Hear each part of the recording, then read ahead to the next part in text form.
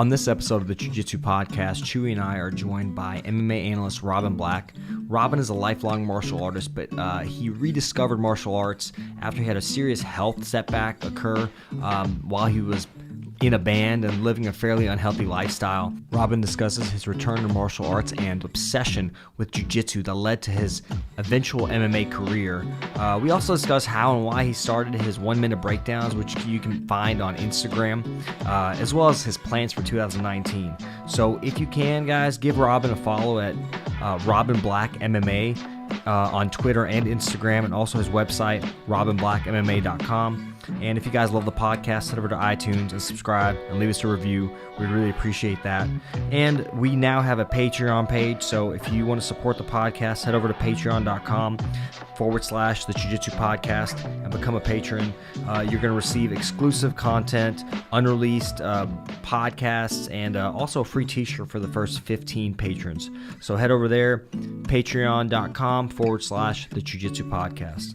And also from today's show, I asked Robin Black his thoughts on the Mayweather exhibition fight that happened in Ryzen FC.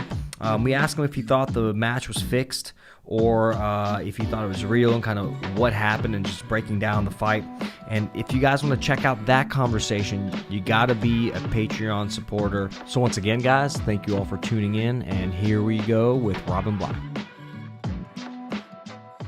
Started in like mixed martial arts or martial arts in general first? I did like gymnastics as a kid, and I was obsessed with martial arts. So I started doing Taekwondo as a little kid and kind of did it all through high school. Yeah. And then I just started jiu-jitsu when I wanted to fight.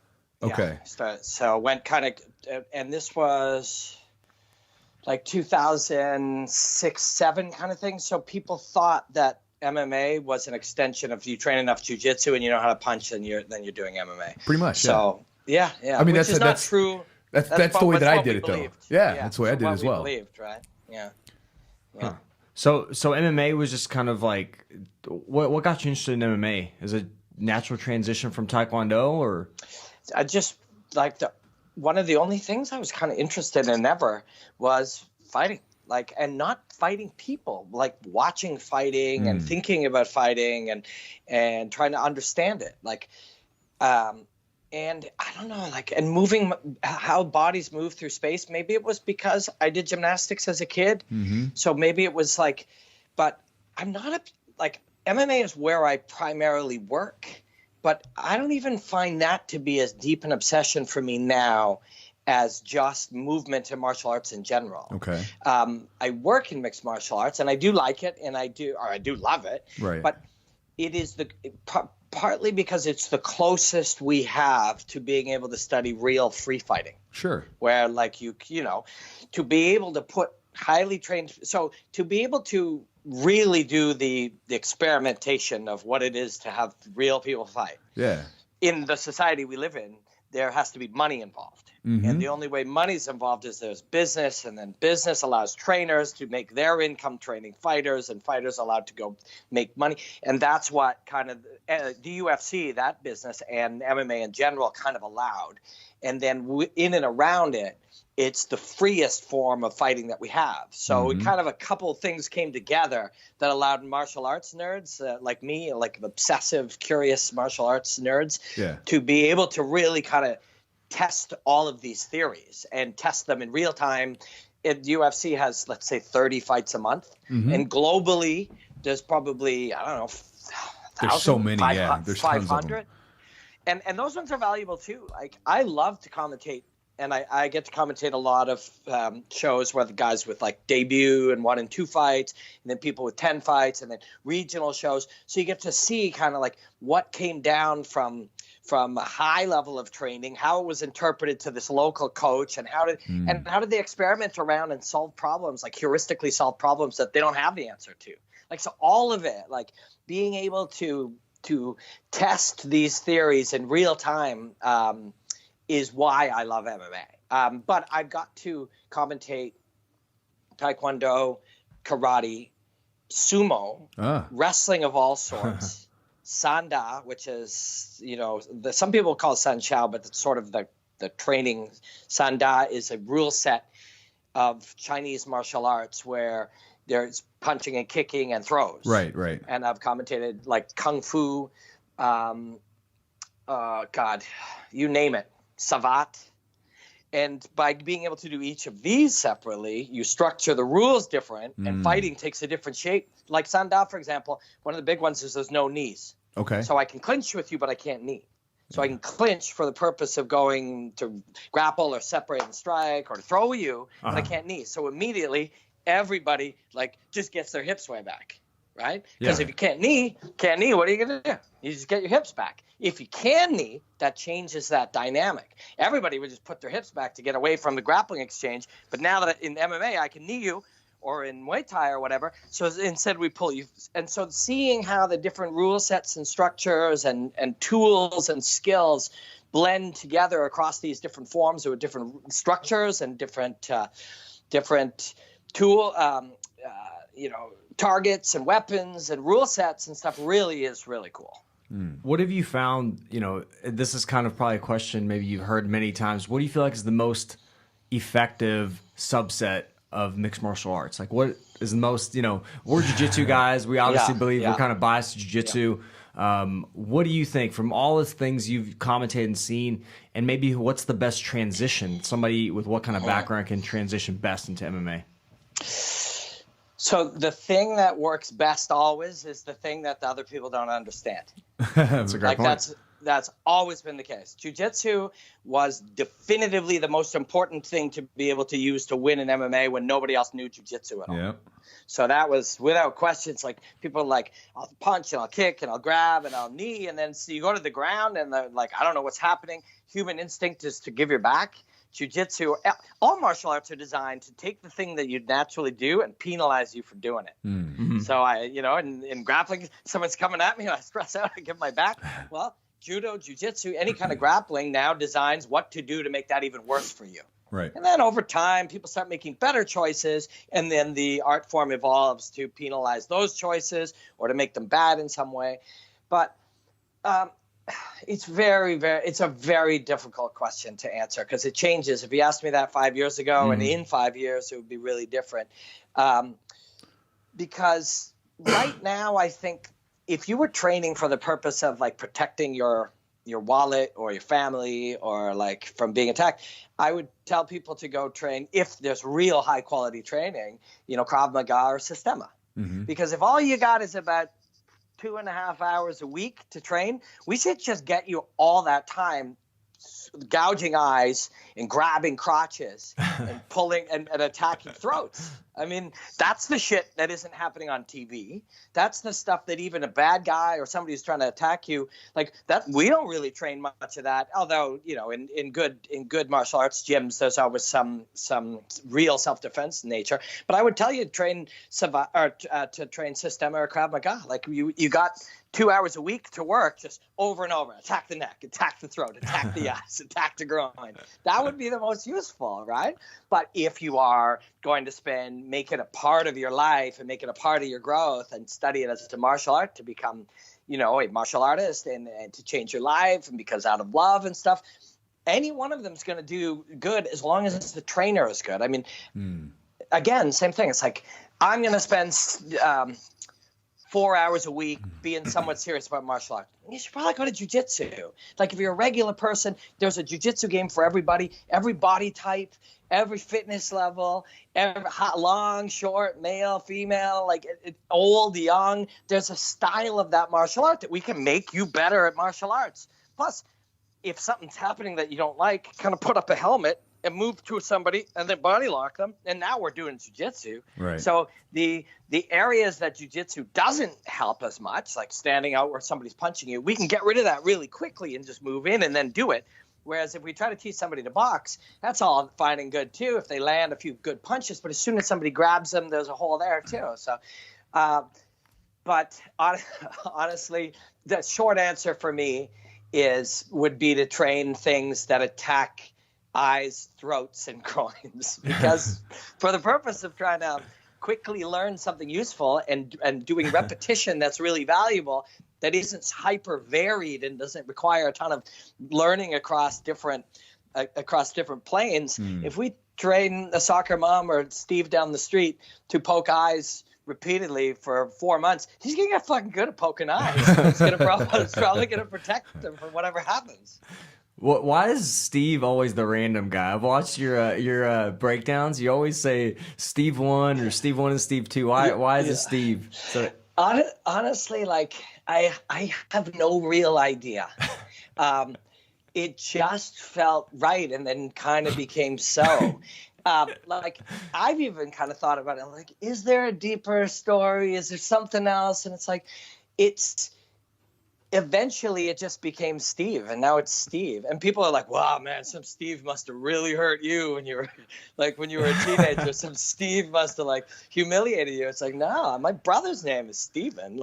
That's probably what it was. Like you were just like probably maybe searching for a name, and you're like Steve. Like I do the same thing on some of my videos, and mine is Bob. It's a really like blank name, Bob. Yeah. And my wife and I it happened before I did videos. We would refer to something. It's like somebody would say or do something. And like, I don't know what the deal is with bus driver Steve, but he's getting a little, like it just sort of became a thing. It's your fill-in name. I don't know. Yeah. I wish I had a better story, and maybe I'll pretend I have a better story, or maybe a better story will materialize, but it's fucking Steve. I don't know. What about like, how did you come up with that 1 minute breakdown? Like, it seems like it's kind of fun to watch, and then sometimes it's some jokes, some weird bus fight or whatever, and then sometimes some really intricate technique breakdown. How did you come up with that idea of doing that? So my goal was always my 10-year plan was to commentate the UFC. That was my goal. And when I worked backwards, when I reverse engineered that goal, it would be like, well, you'll have to become a very successful commentator. To do that, you're going to have to become a good commentator. To do that, you're going to really have to understand things. To do that, you'll have to get the chance to do it. To do that, you'll have to give your time and earn some credibility. To do that, I think you're going to have to like compete. And to do that, you're going to have to train. And to do that, you're going to have to get in shape. And I reverse engineered it all the way back to, well, I guess I fucking got to train 20 hours a week for a year and a half and take a fight. Like all the way back. And I'm very proud of that. Whether I ever do commentate the UFC, and I do different work for them at different times. And Dana has, specifically sent somebody and said, get Robin Black to do this thing. And that happens periodically. Whether I do that or goals change, I could end up commentating one championship or some, and I've commentated 550 shows all over the world now. So I commentate for a living as it is. So that is achieved in its own way. But reverse engineering it all the way back, it was, you have to, if this is what you really want to do, true expertise has to be gained. To gain true expertise, you're going to have to fight, you're going to have to train, you're going to have to lose, you're going to have to be humiliated, you're going to have to be made fun of, you're going to have to go through all these things. And it wasn't easy. And then somewhere between fighting and that was work in MMA. Like work in the business, contribute your time and whatever expertise you can pull together as you're growing.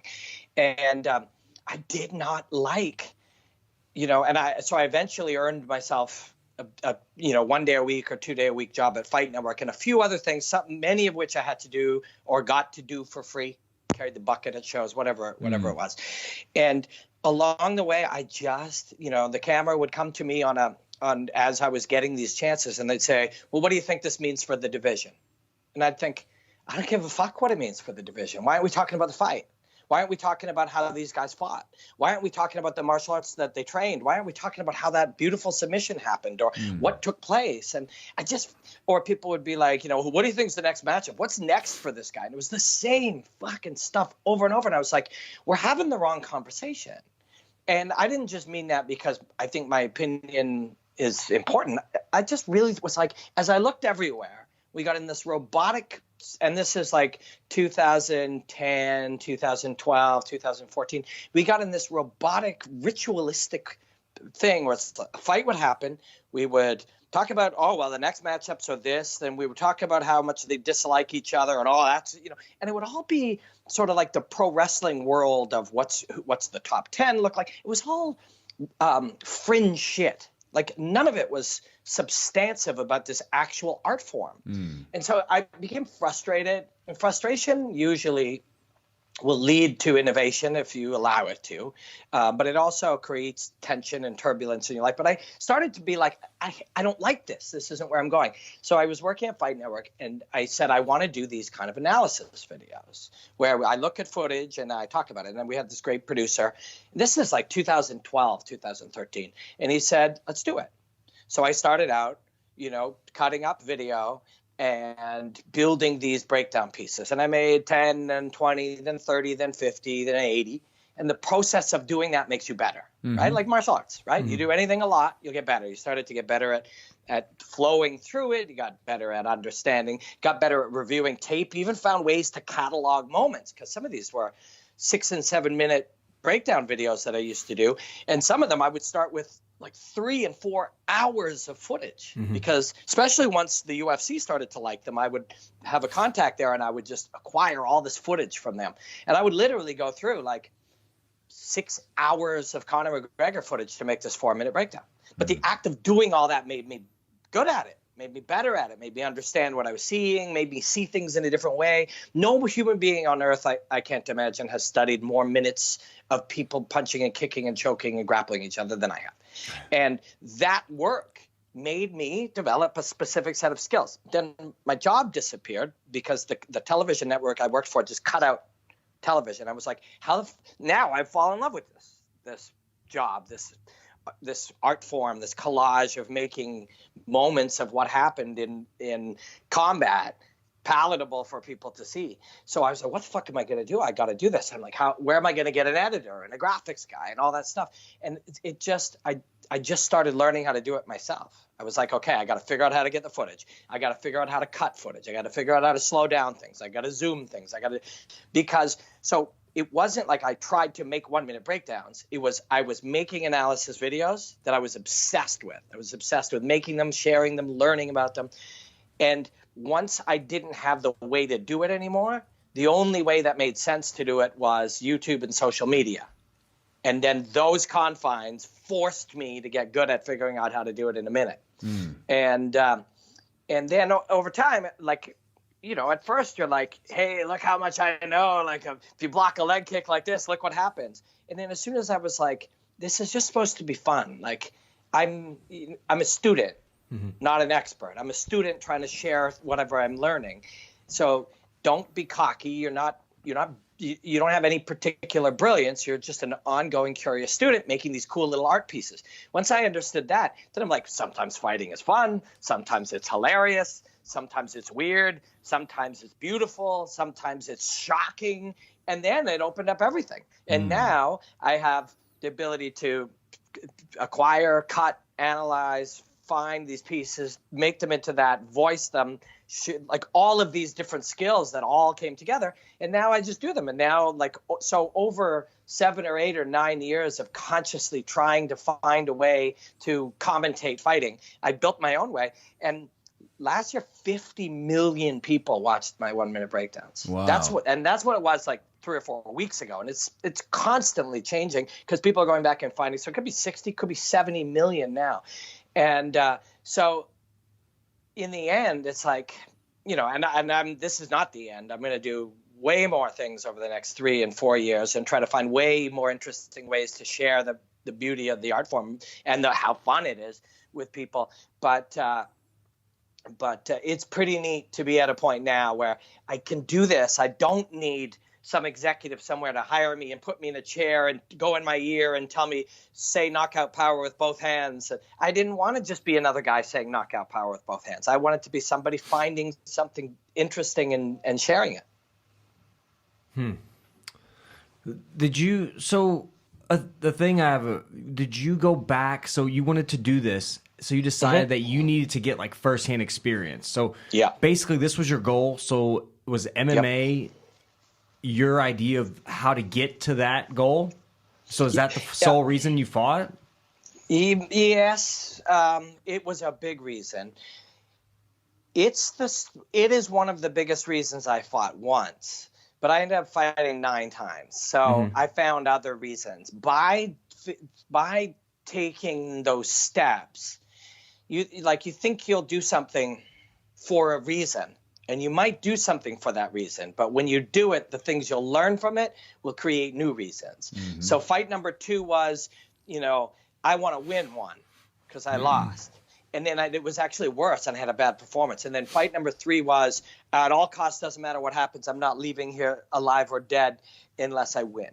And then fight number 4 was, holy shit, that guy said some shit about me on the internet, and I'm just as ego-driven as somebody else. And then they made it for a little regional belt. Holy fuck, I never thought I could have a belt. And then number 5 was, okay, I want to fight somebody better. And then so I started fighting because I figured I better if I was going to truly be a commentator and an analyst. But I continued fighting because it's so fucking wild. It's such a wild thing, man. Like, it's so, now I can't, there are times where I can't believe I did it at all, and other times where I'm wearing a suit and I'm sitting at a show to commentate, and I'm just so proud that I did that. Like, even the bad performances or the ones which were true failures of, ability to get going or the ability to show up even, I'm just so proud that I did that, because it's terrifying and it's difficult, and overcoming the fear of ridicule and humiliation and epic failure and stuff, so many of the good things in my life came because I was willing to do that and do it again and do it again. And then the last couple of times I didn't realize there was something wrong. And I was having bad performances. I wasn't learning, and I didn't really realize what it was. And I had this thyroid disorder where my brain was really cloudy, where my thyroid stopped making hormones T2 and T3, I think, and those are hormones for your metabolism. And when they're too high or when they're too low, your pituitary gland makes something called TSH, which is thyroid stimulating hormone. And I made so much of that it made me really cloudy. But you don't know when something's wrong. And after that, I got over that, and I started to really understand. I enjoyed fighting again, and I knew I could perform better than I had. And so I came back to do 2 more, and I got one of them in, and it was the best performance of my life. I also wanted to fully understand, not fully, because I know I couldn't possibly understand the experience of fighting Rampage Jackson in front of 1 million people. Like, I will never understand that, but I understood more and more, and I wanted to have the true experience of fighting freely and being able to perform well. And I had that. Rory McDonald was cage side, George St. Pierre, all the Canadian guys.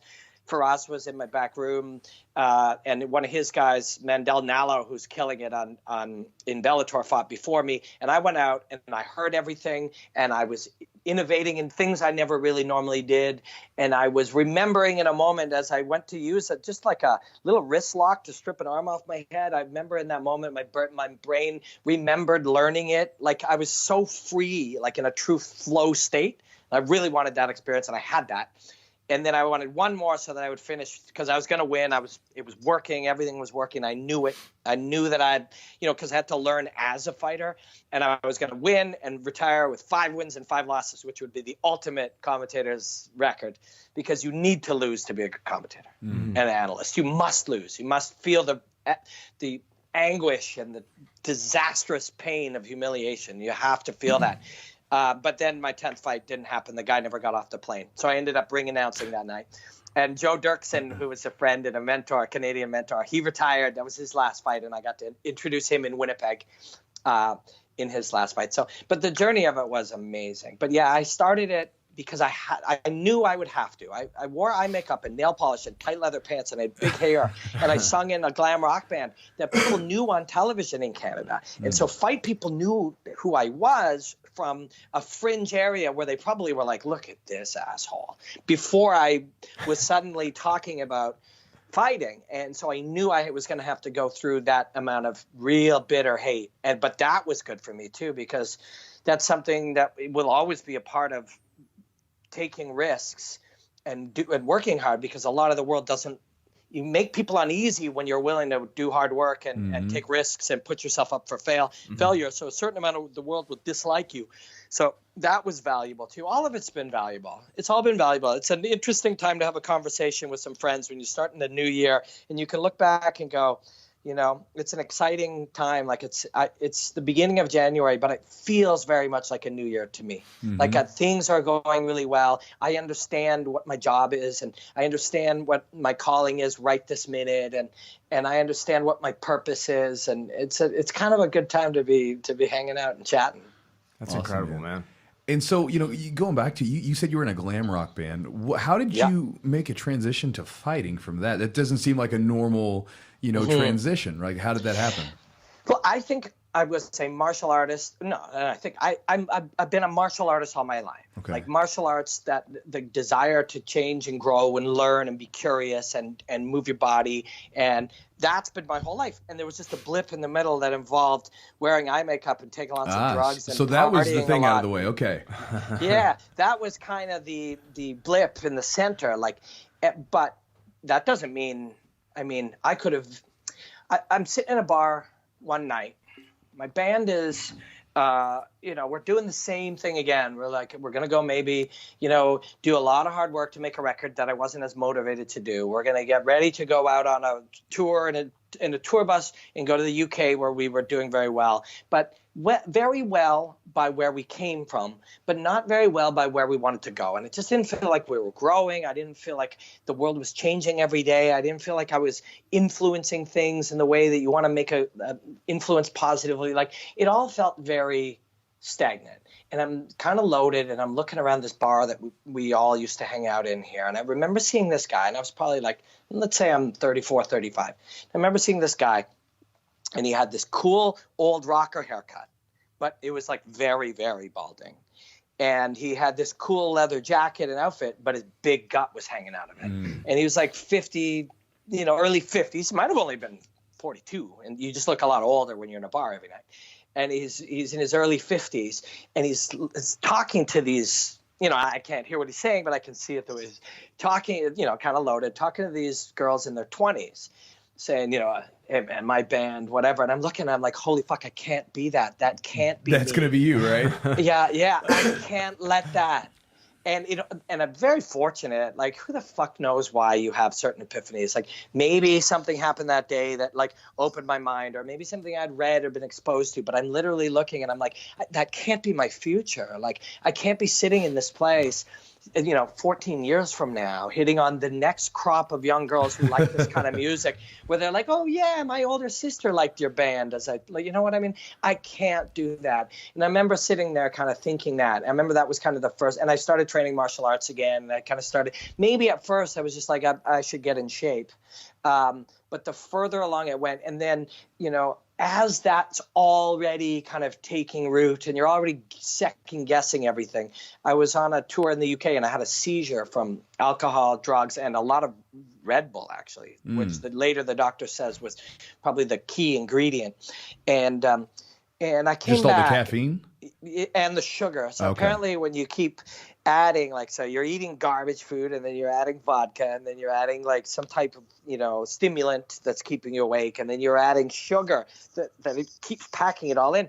And then when the alcohol leaves your system, it draws sugars out. So you stay awake long enough because of caffeine and other things to keep drinking, and that amount of alcohol gets ripped out of your system, and as it does, it draws all the sugars out, and you have a hypoglycemic seizure. Gotcha. What?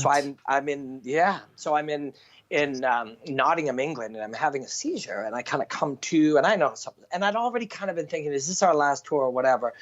And I went back, and the doctor's like, look, man, my biggest concern is, like, have I done some damage?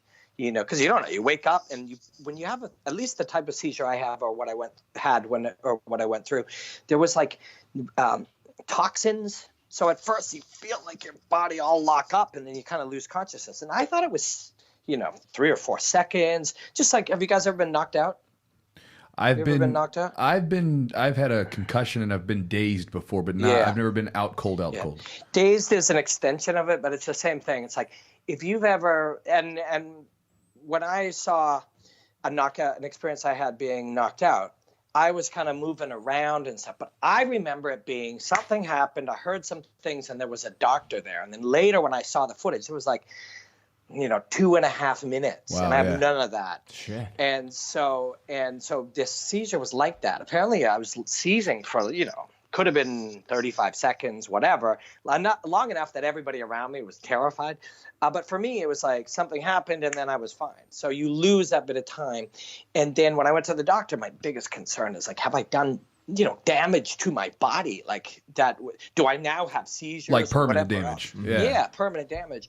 And, the doctor kind of like did a couple of basic tests and he was like, and he literally, he said, you're a fucking idiot. It was his exact medical diagnosis. That's the best doctor I've ever heard. Yeah. Like he made it sound very medical, but he literally said, you're an asshole. And then you're an idiot. And he said, if you change your life, you didn't do any damage, but it's the way you're living and your behavior and the things that you're doing undoubtedly will damage your future. And all of that kind of, that's 2006 or 7, but it feels like I went from the doctor's office more or less to jiu-jitsu within a day or two. It could have been a week, Sure. Could have been 10 days. But I went and I started training jiu-jitsu, and within weeks, I was training 7 a.m. to 9 a.m. to Tuesday and Thursday. Monday, Wednesday, and Friday, I was training noon to 1, and all 5 nights I was training 2 to 3 hours. So I was doing 10 sessions a week. I got my blue belt under a guy named Kareem Al Saeed, who got his black belt from Wagner Fabiano. Okay. I got it in about 2.5 months. Nice. Just because, I was Yeah. there and I was in there every day, and then I started competing and I was winning jiu-jitsu tournaments as a blue belt, and I got third in Pan Am's as like a senior 3 or whatever, a blue belt in my division, and it just be instantly.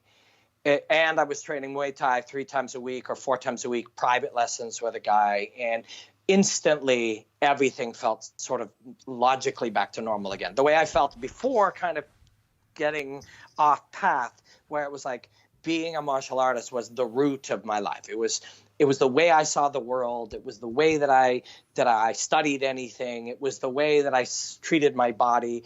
It was, the way if I'm trying to figure out how a business works and, what's happening in the structure of the business, I think of it as a martial art. Like I see everything. And that happened since I was 7 or 8 years old training Taekwondo. And as soon as I was training every day, I felt home. Like I felt like I was back to living exactly how I should live. And it's not always perfect. Sometimes I'll train very heavily. And then other times, like now at Christmas, it's not uncommon. I'll be in the gym 4 times in December, but it's still, my thinking is rooted around sort of how these organisms and systems of martial arts and learning and changing your thinking and programming. I mean, you're a brown belt and a black belt in Brazilian Jiu-Jitsu. What is that? You programmed yourself. Mm-hmm. You've been programmed Yep. to be capable of doing this. As funny as that scene in The Matrix is, that's correct. Like you went and downloaded jiu-jitsu. Right. It just takes a little bit longer than uplinking to a cord, right? Exactly. Yeah. Exactly. But it's the same. It's the same thing. I agree. You've downloaded jiu-jitsu, but in doing so, you didn't just learn how to do a kimura. You learned how to think differently. You learned how to approach things from a strategic way. You learned that if you make me grab here and it turns out you wanted me to grab there, oh, cool. All you have to do is make me grab there. Well, you can do that any of these routes. And all of that flow chart of life kind of all starts coming together. And there's something it's not easy to do. You don't want to sound like a weirdo, although I think I sound like a weirdo quite a lot. But you kind of want everybody to learn jiu-jitsu or a martial art of some kind, don't you? Like, don't you feel like everybody's life would be better if they learned to think in this way? Yeah. I mean, I think it's mental and I mean it's physical as well. I mean, for sure. I was going to ask you as far as your body changing, how did that happen? Like, going from this out of shape, drinking and eating like crap to jiu-jitsu. How did you adapt to that, and what obstacles did you deal with physically? Yeah. So I think in retrospect, I did a lot of things wrong, but they tended to work for me. Like, a lot of things wrong from a strategic standpoint. I think if you can make it work and get through it, what I did was right. I just don't think partially right. I just don't think it's the right way to go about it for most people. But I literally went from being out every night to never being out. I literally went from eating garbage food to, as quickly as possible, eating extraordinarily well. I quickly went from no exercise at all to training, 10 and 11 times a week. And so for a lot of people, that just wouldn't make sense. But for me, that type of all in made total sense. But there was extreme physical pain. And even that, I had this idea that I was going to fight in a year. I think it ended up being closer to 2 years from the time I started training like that. But those first 4 or 5 months,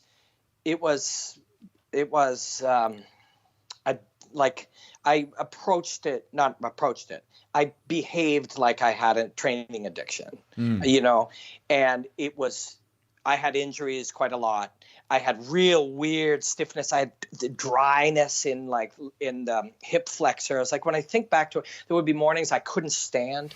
I remember when I first met my wife, and I was a couple fights in at the time, and we had been seeing each other for a while. And it was one of the first times she stayed over, and I had paralysis.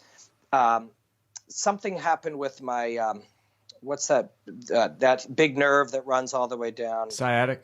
Yeah, it was a sciatic thing where I'd been in wrestling, kneed in the middle of the glute, and it was hard physically. Like it was very, very difficult physically. But I kept telling myself that, and it's true. Like it wasn't as hard as waking up hungover, and it wasn't as hard as not being able to run to the bus.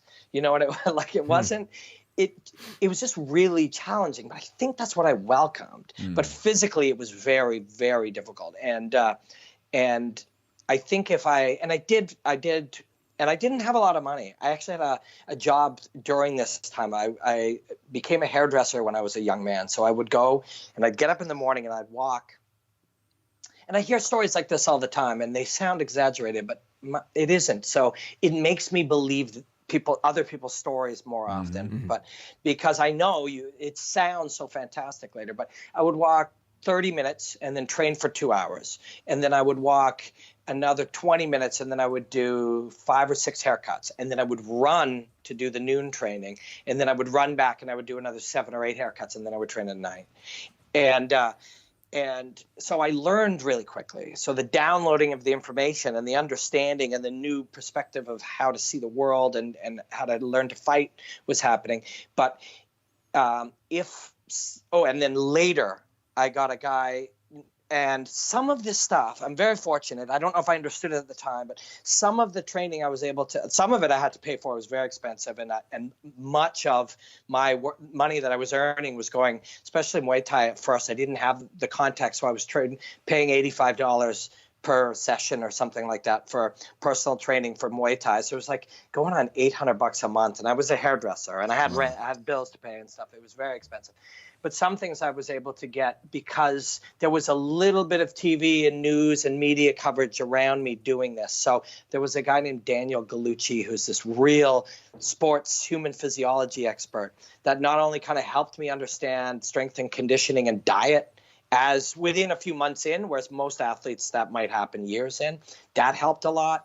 But it also, every time I learned from somebody like that, I was never just helping myself train or learn better. I was learning for the point of using this knowledge later when I do things that now I didn't know I was going to do 1-minute breakdowns or work for, whatever commentary or whatever roles I'd have. But I knew I wanted to learn all of these things from as many different ways as possible, from as many different angles, from the human physiology part, from the sports psychology part, from, what is fear and anxiety and all of these things. But yeah, it was a little too fast.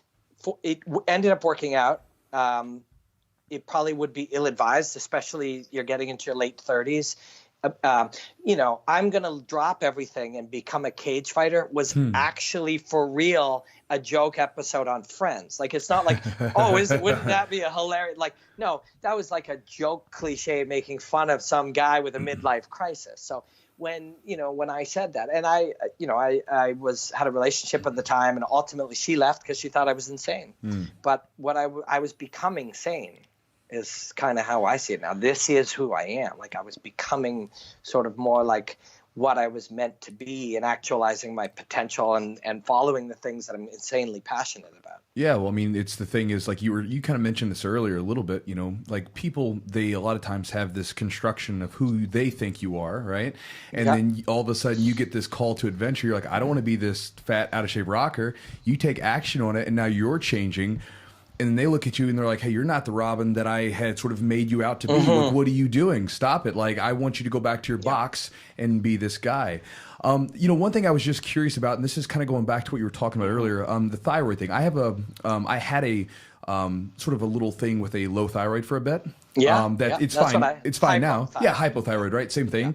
And I went to the doctor because I was having some different like issues where I just felt out of it, and I was even having like palpitations in my heart and everything else. I was like, what is going on?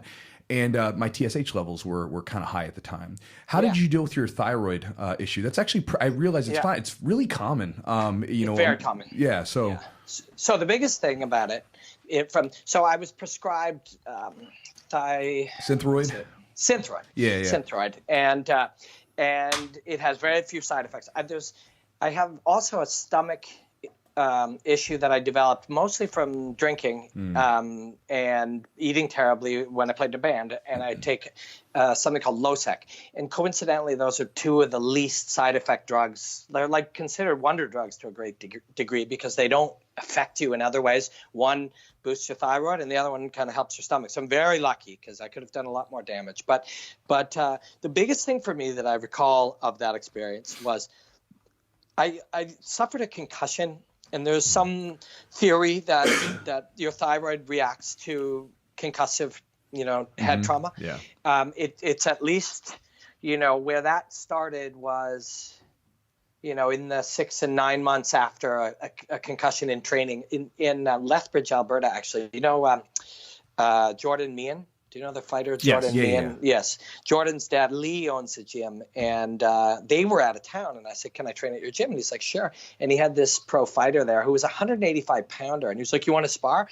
And he's a really nice guy. It's just the way he sparred. And I was a 135-pounder. And I remember taking that, and he was I remember taking like a straight right hand from him, and I remember everything changed. And it was strange because I actually was way sharper for the rest of that round. Probably some adrenaline going or something. Adrenaline, but there's something I've read before about guys, in football, they'll take a hit and the coach will say, well, he seemed to get buzzed, but he sent out there and he scores the winning touchdown. There's something in the early stages of brain trauma which sharpens you, probably to protect your brain, right? Sure. Your brain, to protect itself a little more, becomes extra sharp, and then when you can get away from it sounds like an logical evolutionary protection mechanism. And so I remember that. And then it was in the months after that. And I remember the cloudiness was the big part. I was just starting at Fight Network, and we were doing this thing where we would throw to a collection of fights. George St. Pierre's first fight was against, this guy.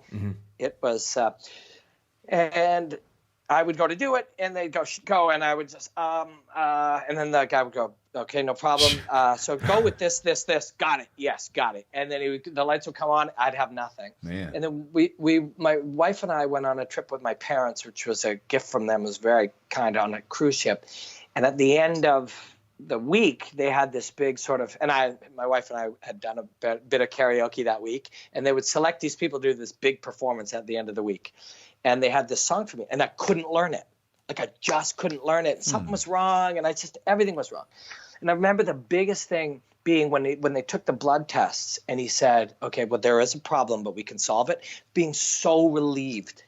Because I was thinking, is this just what it's like to be old now? Right. Is this like who I am? Did I suffer some brain damage? Like once I found out that there was an actual illness or a disorder of some kind, and that there was a fix for it, the relief that I had, because if there was nothing wrong, then that just meant this is me now. Right. And that scared the shit out of me. So I think for thyroid, and there are many other things like that. For things where like somebody gets a feeling something's wrong or they're not sure what's up, that they got to stick with it, because the day they hear, there is something, it's not a big thing, we can fix it, or even, hey, it's a thing, it's going to be some work, but it can be fixed. It's such a relief of a day. It is. You know your enemy. Yeah.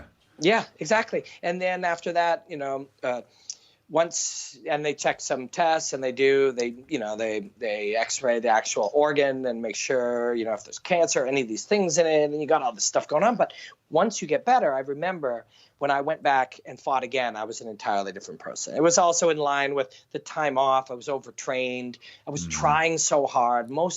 I had some good performances, but even the ones I won, I was gripping the steering wheel so tight. Like, when you compete, and sometimes you're just out there and you're moving and everything's good. And then other times you're just so tight you can't do things. Sure.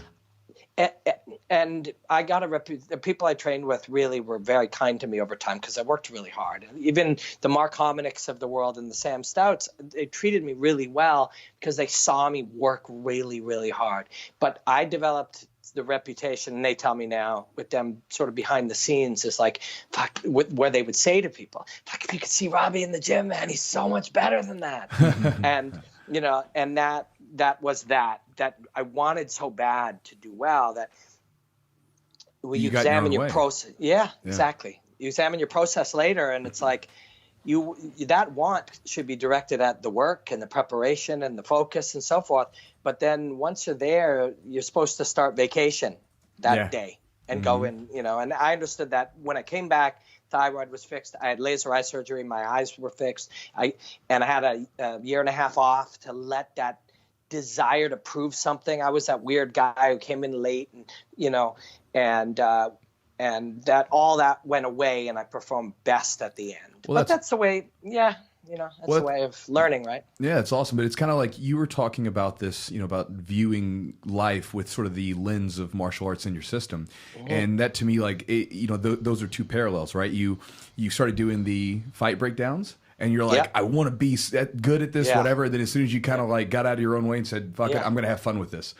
There was the magic, right? And that's a good point. Yeah, so those were the things that I was looking at right there, because I've experienced that too. Gone into tournaments, gone into whatever.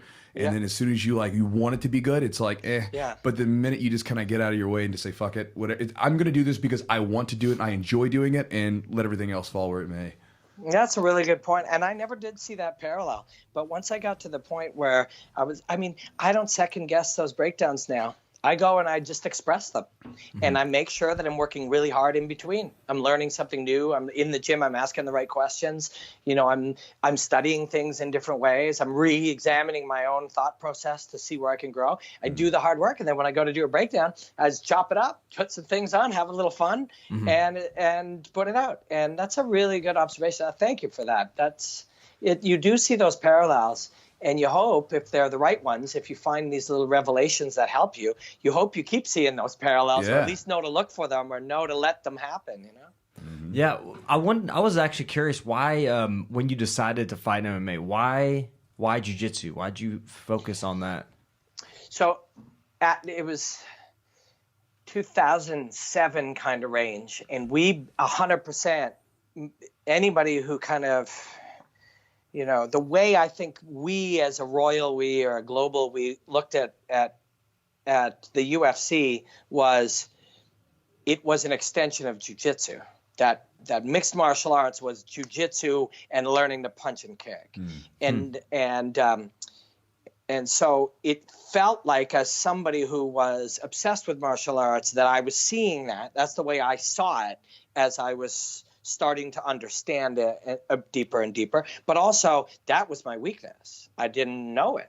I'd trained to punch and kick. I'd done some boxing and Muay Thai. I did some karate. I did Sikaran. I've always explored different styles of karate. I grew up in Manitoba, and I studied Taekwondo primarily. But any time there was somewhere else I could go learn something, I would. And I voraciously read, Black Belt and Kung Fu magazine and all of those, and I would learn as much as I could. Really, really got into Bruce Lee's, research and philosophies and stuff.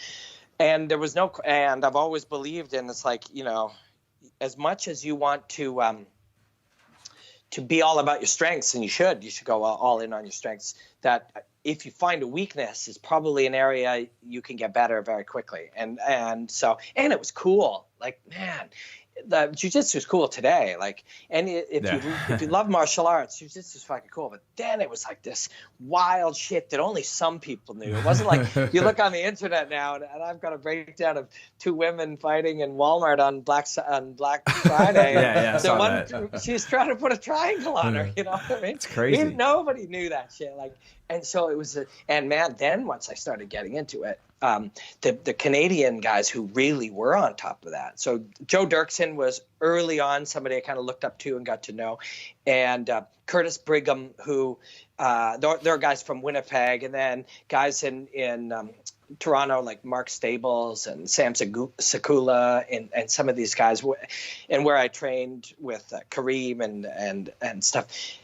These people talked about what they saw as history, but it was really only like 5 and 6 years earlier, where they would be like, you know, they were a blue belt and they heard there was a purple belt a 7-hour drive away, and they sent him a letter and he said, yeah, come down for the weekend. And they fucking get in the car all pumped and drive down to train with a purple belt. Like, and that like voracious desire to go and find information, that was so cool to me. Like, when I heard those stories, I was, and you know, all of that still exists. Some people do it by, you know, joining different online universities or getting seminars, or just you know, when you get to train with particular black belts, you find the one way that they think or see things. But man, when I heard those fucking stories, like, and some of those guys too would go, same thing. They would, like, somebody would phone them and say, yeah, we got a spot for you to fight. And there'd be a purple belt who boxed with a guy in town for a couple of weeks kind of thing. And they would drive 10 hours to pay $150 entry fee to fight a guy in a cage. Man. And then they'd get there and they'd be like, oh, sorry, your opponent's not here, but we got this guy. And he'd be like 40 pounds heavier. And they didn't know nothing. Like, they didn't know what that guy knew.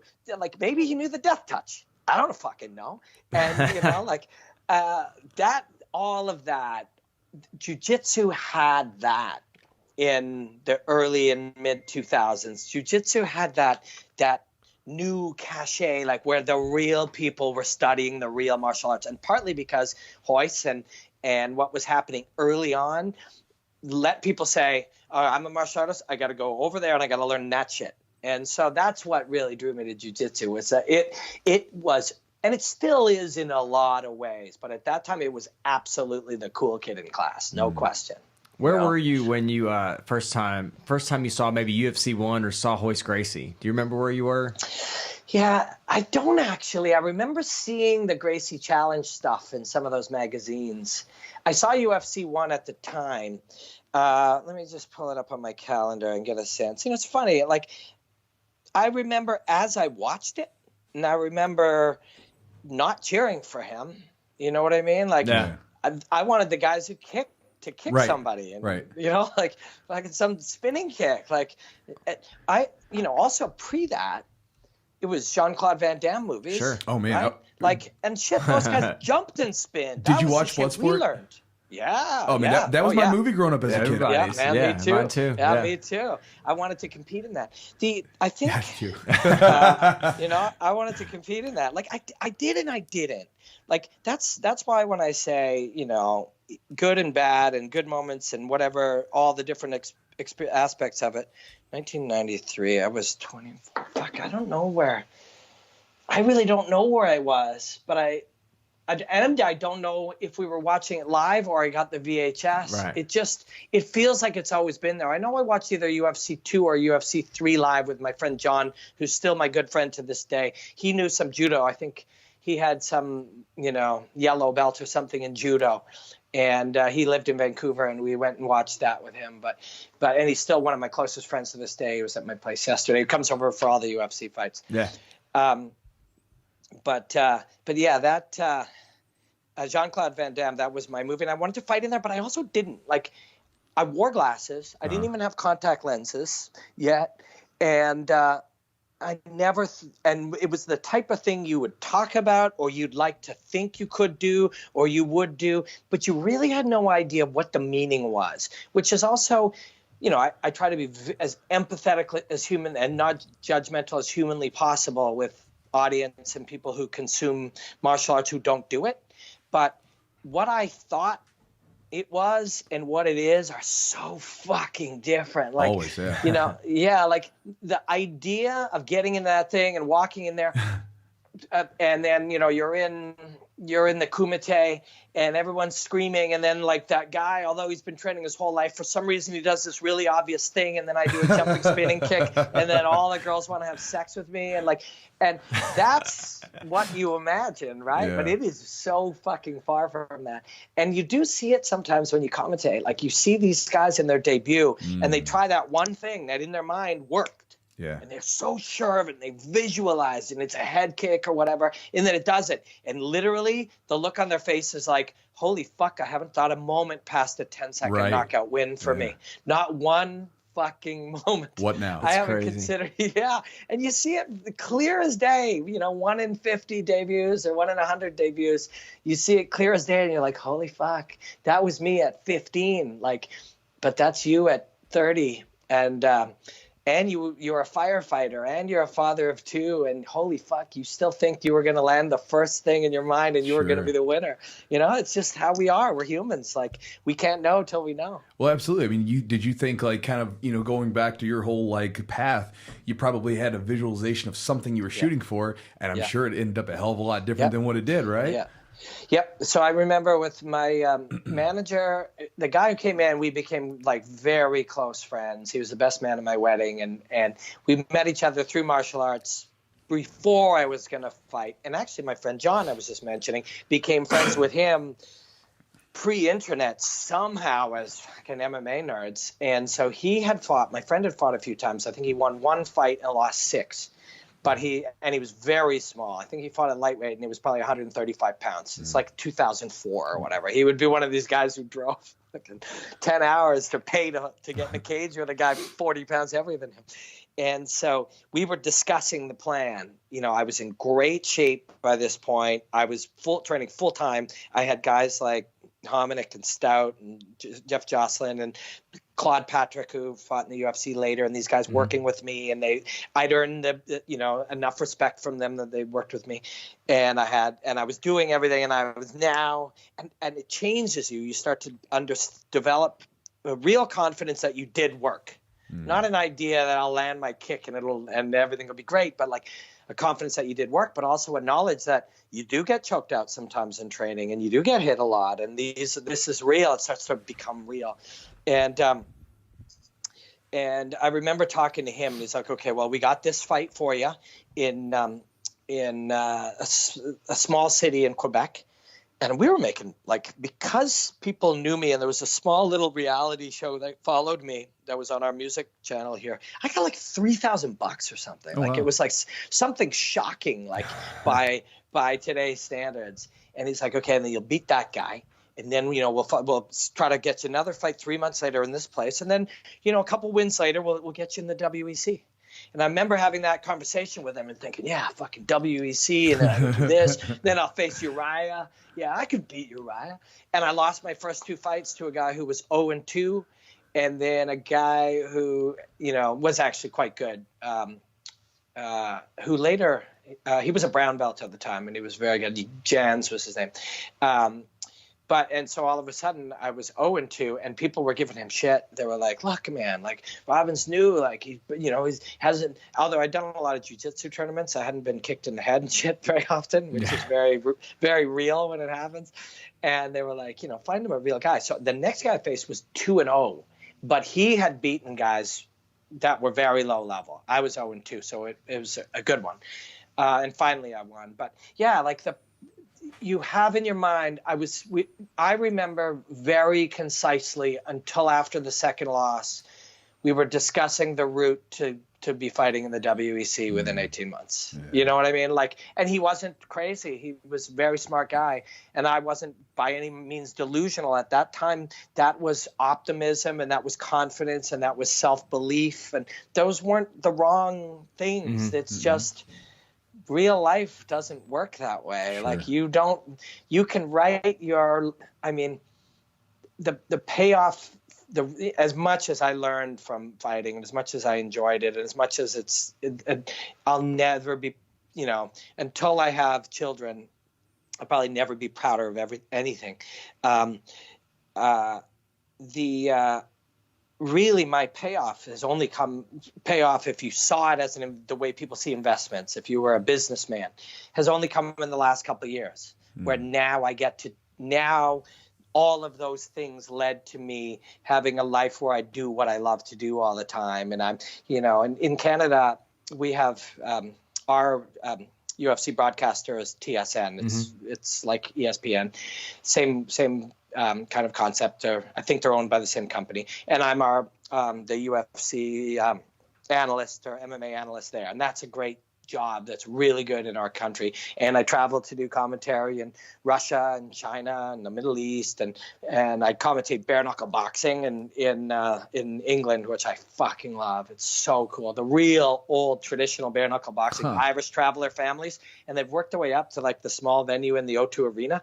So it started like this, with them betting their own money, and it's grown to like a real sport. Oh, wow. And so all of those things together, now I think, I had a 10-year plan to commentate the UFC, and that was 11 years ago. But it's now kind of come together, I think, to the point where I can take a breath and go, I think it looks the way I would have liked to have looked. I don't know if I felt that way all along, because it was scary and hard and painful and weird. And it's tough, to learn to get the fact that people don't want you to do well. Like they're going to be really excited when you fail, and they're going to, you will remind them, they'll be relieved that it isn't better to take risks and try hard. That it's better to just sit on the couch because that idiot failed. Look, you failed. Because they're miserable and envious of you. Yeah, I mean, and that's hard to say to somebody. They will deny it, but there's not a lot of reason to sit around hating Beyonce, except for the fact that she's Beyonce. I'm certainly not Beyonce. Right. But it's tiny versions of it. Somebody who makes a video on the internet that you wish you were making.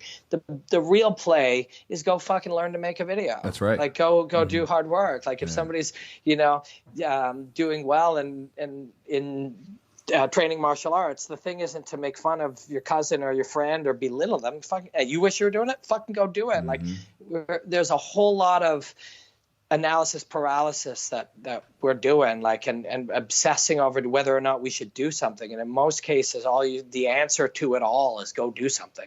Yeah, I think a lot of it's fear, anxiety, not wanting to fail, not wanting to feel the repercussions of failure. And then if you fail, or the chances are that you might fail the first time, is like, where do you go from there? If that's your dream, and then it's shot down, or it doesn't go with where you want it, how do you get up? How do you fucking move forward? And some people, I think, I can't handle failure. I don't know. Yeah, and all the winners in the world, the biggest thing that they can do is handle failure, because the only way you win is lose a whole lot of times. There is no route to winning that doesn't involve losing a shitload. So you can be a loser, or you can be a loser long enough that you eventually win. But I mean, they're both the same way. Like it both involves trying. Like it and I don't judge. I don't want to judge people. And if and when I'm judgmental, I'm committing an error, and I'm having a default of character to do that. But because we're all fucking doing the very best we can all the time. It's just that very best we can. If we're going to change this moment, we got to do some other preparation in earlier moments. Or if we're going to change a moment in the future, so this isn't the best we can do, we got to change something now. But this, whatever it is, like that's why, and maybe this is more philosophical than it is, true, factual. I don't know if that's the right way to put it, but when somebody will say to me, "Are you disappointed in Gustafson's performance against John Jones?" and I'm like, "No, that is literally the best he could do." Sure, right. In that moment, if you said in that moment that was the best he could possibly do, how the fuck can you be now? if he wants to change his future, you go back and you study the preparation, you study your process, you study your preparation on the day, your preparation the months before, you study what you ate, you study how you thought, you study whatever. But that moment, and another example, that was the best he could do, and you be proud of it. And you, of course, you're sad when you don't perform the way you want to perform, but it's part of your path. Like when Ngannou fought Derek Lewis, and people were like, "Is that the worst fight you've ever seen?" And I felt like saying, "You're just asking the wrong question."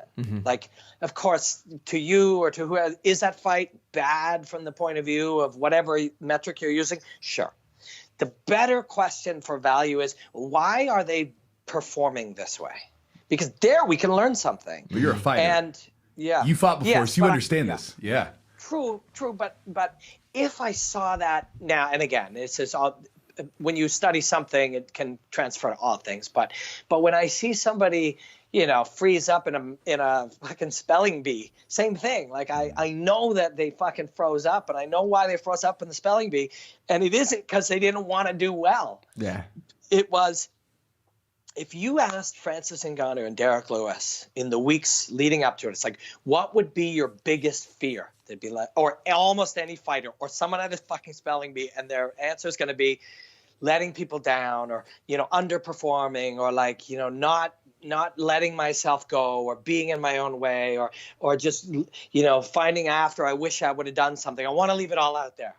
Everybody will tell you that. Sure. And then if you talk to Derek Lewis or anybody, the guy who froze at the spelling bee 10 minutes later, and you say, how do you feel? It's like, I fucking wish I could have. I wish I could have. Before, after, they wished at all costs they would want to perform. And after, no matter what, I wish I could have performed. So why didn't you?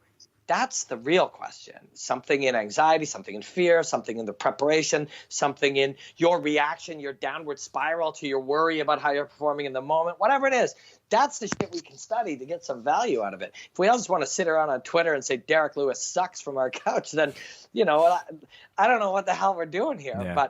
But that to me is always, that is one of my deepest interests right now. And I see it. Somebody cuts you off in traffic and then yells at you. It's like, that's the best he can do right now. It really is. Like, I can't be mad at him.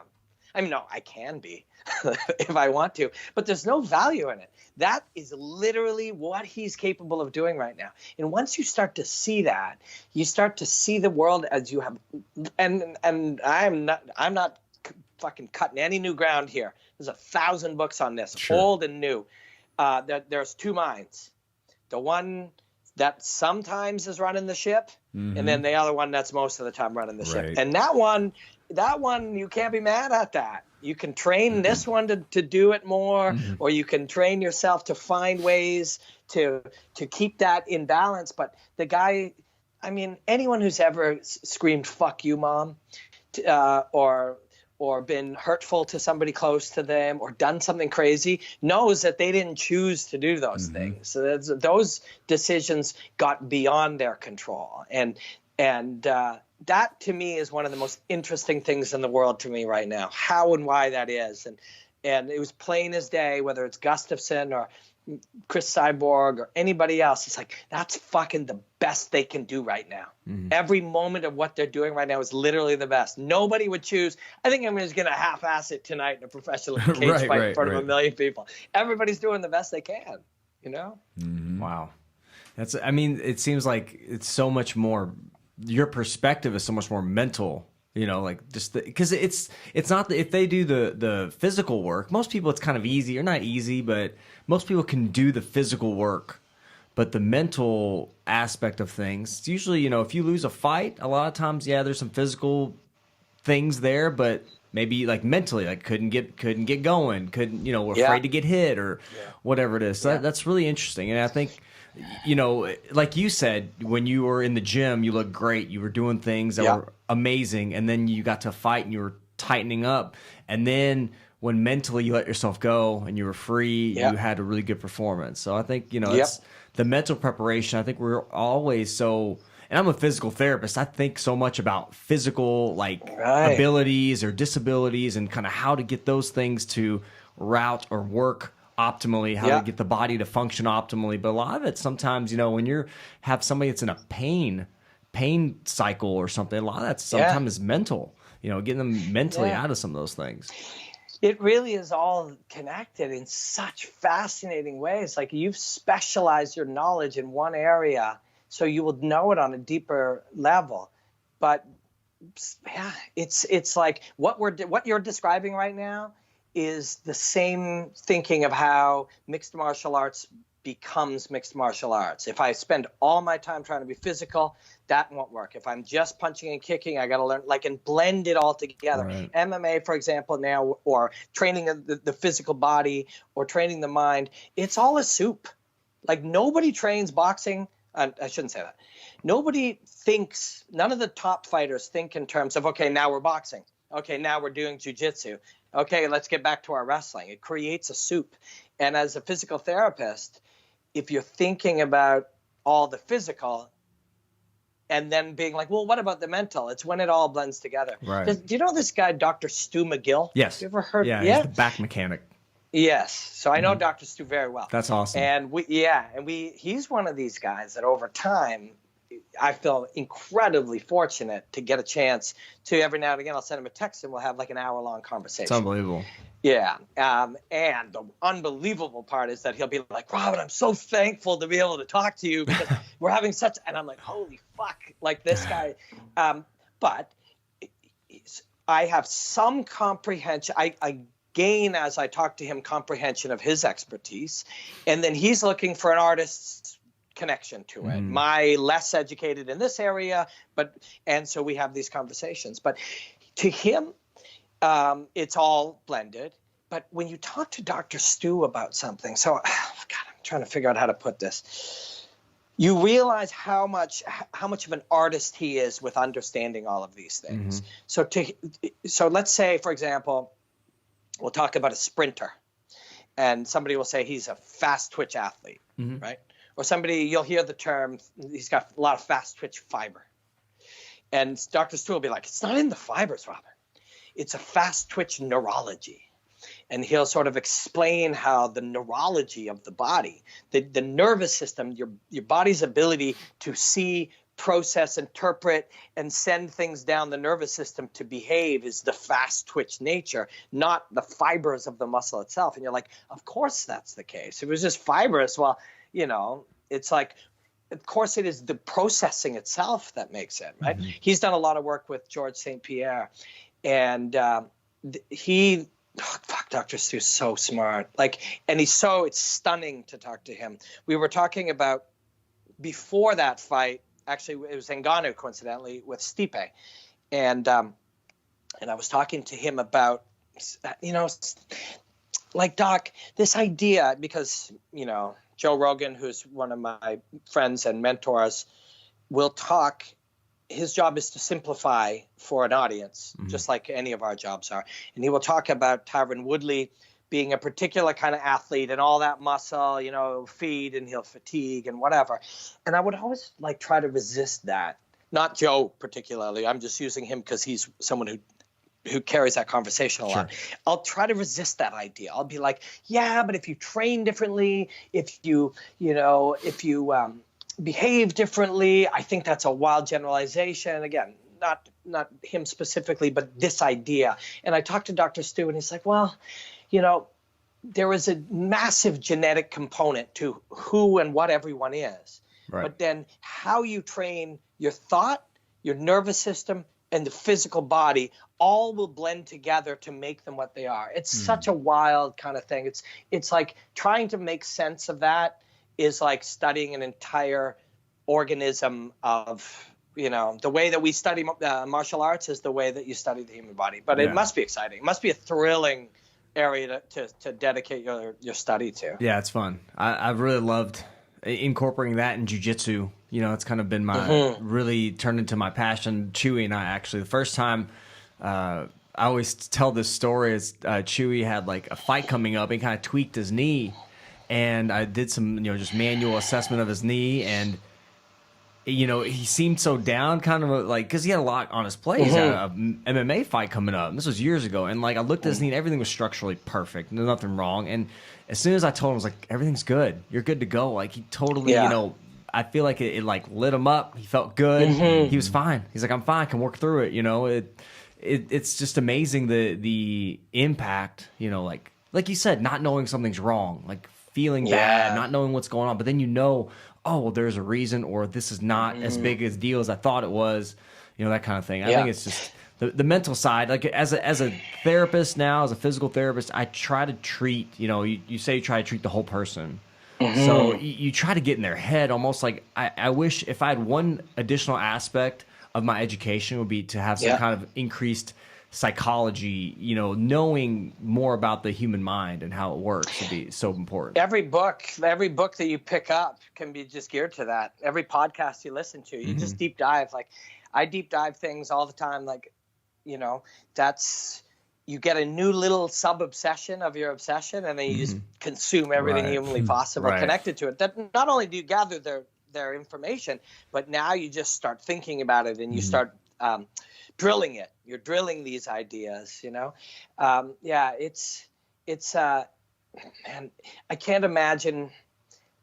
I feel bad for people who don't spend their time deeply pursuing the things they find interesting, because to me, that's the point. Yeah. That's the point of what we're all kind of doing here, right? And I've been lucky that that has given me more happiness, that's driven me to do that more, and so on, Robin, so just wrapping up, man. So what, it's a new year. Things are kind of flowing. Things are moving in the right direction. What are your goals kind of for the new year now, as we're wrapping up? What do you want to accomplish, and what's kind of some of the things you have on the horizon? I feel like I have two routes that are basically just the same one. One is, I think there is a fairly real chance from talking to them of, so the path that I'm on right now is to keep learning the things that I'm learning, growing in the areas of knowledge that I'm working on, understanding more about fighting, getting better at sharing the things that I do on Instagram and Twitter and stuff, commentating. I have I work for TSN here, which I love, which is my chance to kind of do the big television, talking about John Jones and talking about Conor McGregor, and that's exciting. I love that, and I've been trying to really bring true creativity to it. I didn't accept the idea, and my producer Jason, we didn't accept the idea that the audience on a mainstream sports channel can't handle complex ideas. Instead, we just said, you just have to make it simplified in such a way that they can understand it. It's not, don't talk about, what an omoplata is. Try to find an analogy to make them make sense. So I'm embracing that. And then I'm commentating bare knuckle boxing in England, BTC, which is and TKO, which is Canada's biggest and longest running show. I'm doing some stuff for Brave CF. I'm doing some stuff for DAZN, which has Bellator. I'm just talking to Combate Americas about looking into what it is about the Hispanic fighters that are special and unique about this particular fighters from this particular area of the world. So I'm talking to him about that tomorrow. Just a lot of really neat, fun stuff while I keep growing my YouTube channel and my own platform. So that's a way to get better every day. But so while that's happening, I feel like, and this could change very easily, other things happen I'm prepared for change all the time, but I'm having an ongoing conversation with One Championship about potentially even moving to Singapore and taking all of that focus that I've spread and all of these areas that I'm learning, exploring, and innovating, and applying it directly just to their company. That's awesome. That's an ongoing, and there aren't many in the world that I would consider doing that right now. Like really taking my entire area of study and my entire amount of work and all my passion and all, my 80 hours a week of focus and putting it in one company. But I really admire them and I really love what they're doing. And I really love how martial arts rooted they are and how rooted in principles. And so that's a possibility. But if I don't go that route, this is going pretty amazing. Yeah. You know what I mean? So to me, I'm continuing on just to get better every day, reach more people every day, improve my own skills every day, and do cool work for anyone that's doing cool martial arts. But I think there's at least a chance that I trade all of that work to work for one single company, which potentially I think the highest potential is one. But at the same time, we could talk in 5 months and everything is different. Like I'm so open to that idea. That's awesome. I don't know. It's a good time. It feels like a good. And hey, fuck, I could get hit by a bus in 3 weeks too. So who the fuck knows? Let's end on that. That's a good note to end on. It's the truth, right? Like you got to live in truth. You got to live. That's a great point. You know, you don't know what's really truly ahead, and you don't know if you have the opportunity. So you got to take advantage of it right now. It's like the fight, man. You go in there with the fight. You have an idea of what you think's going to happen. You do your best to make it happen, but when it doesn't, you just roll with it. That's right. It's been a real pleasure, man. I really enjoyed chatting with you guys. You guys are very thoughtful, smart guys, and your podcast is doing killer. So thanks, Ryan. Thank you so much. Where can people find you at? I'm sure they probably know, but in case they're listening and they don't know you, what's your Instagram and your YouTube tags? I think the 3 places probably Instagram and Twitter are both at Robin Black MMA. Okay. And youtube.com/Robin Black. Awesome. That's awesome, dude. Thank you to Robin for joining us on this episode of the Jiu-Jitsu Podcast. Thank you guys for listening, and we really appreciate the support. Head over to iTunes, subscribe, and if you love the podcast, leave us a review. And also, we now have a Patreon page, so head over to patreon.com/the Jiu-Jitsu Podcast and become a patron, support the podcast, help us grow the podcast and get it out to more people. We really appreciate it, and we'll see you next time for another episode of the Jiu-Jitsu Podcast.